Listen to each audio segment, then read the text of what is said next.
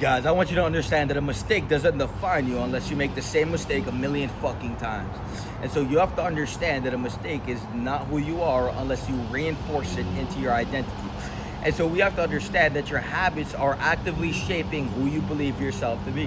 When you show up every day at the highest level, well, guess who you're reinforcing yourself to be? The best version of you. When you sit there and you go and drift off into the negative habits, the vices, you let all these things get control of you, well, what are you reinforcing to yourself? And so what I want you to understand is that it's okay to make a mistake. It's okay to slip up, but if you reinforce that slip up, you're no longer slipping up, it's deliberate self-sabotage. And so this is why accountability is one of the most important things in your existence. It's because the moment you take accountability for the things you do, you can now do some shit to change. And those who naturally are repulsed by accountability are usually the people who are drowning in self-sabotaging habits. And so don't get mad at the messenger. Matter of fact, get mad at the reflection in the mirror, because you've been the one sabotaging yourself out of any green, out of any growth. What color is the plant? Green. And so you have to understand that when you resonate with the color green, well, you have to understand that green is growth. And the reason you don't have any fucking green is because you're not fucking growing. And so the best thing to get through your fucking head is what you do is what you reinforce. And so most of you guys will forever reinforce the fact you're a low-level piece of shit, addicted bum. You'll never actually overcome any of your vices. You'll always be stuck to the vices. You'll be a magnet stuck to the ground, and you'll never be able to get up. You know why? Because you refuse to take accountability. The moment you can say, fuck, what is the problem here? Okay, so the problem is this, the problem is that. Okay, so why do I have this problem? You'll realize that you're either desperate or there's something wrong with you. You need something to fix the fact that you have a problem, but instead of actually fixing the problem, you deviate to something else. And so most of you guys will use imaginary scenarios, or imaginary logic as we call it, imaginary logic to define or to subvert the causality of the problem and redefine the problem in a other narrative.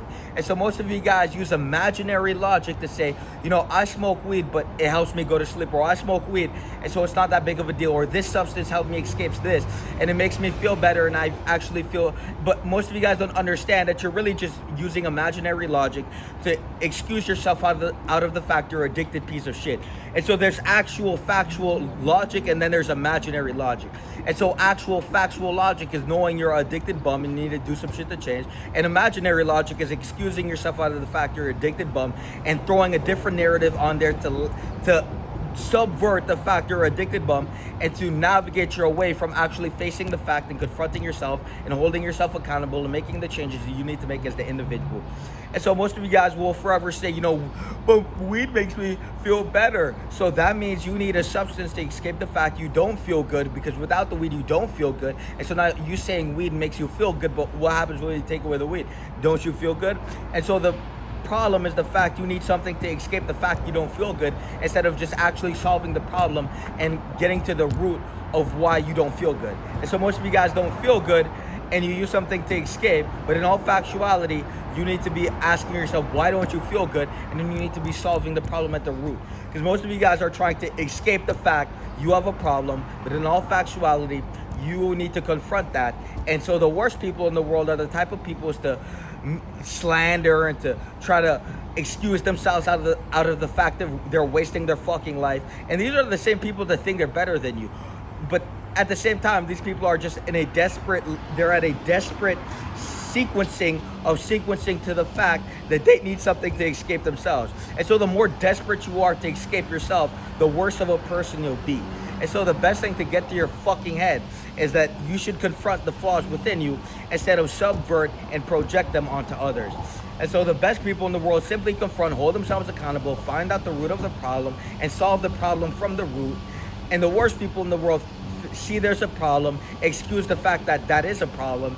They create imaginary logic, which backs up the fact and it reinforces the problem as not a problem when it's definitely a problem. We all know it's a problem. And if it wasn't a problem, well, you wouldn't need to excuse yourself and create imaginary logic to solve that problem. And so imaginary logic is when you defuse the actual logic, which weed smoking equals bum, weed smoking equals escapism, and imaginary logic is saying weed makes me feel better, but in all factuality, you don't feel good, which is a fact, and the weed is the escapism to the fact you don't feel good. Instead of actually solving the fact you don't feel good, you rather sit there and you rather escape. And so most people will ever subvert themselves and remain on a low power level. They always look left, they'll always look right, they'll never look in the mirror. So the best thing to do is to look in the mirror and to actually confront yourself.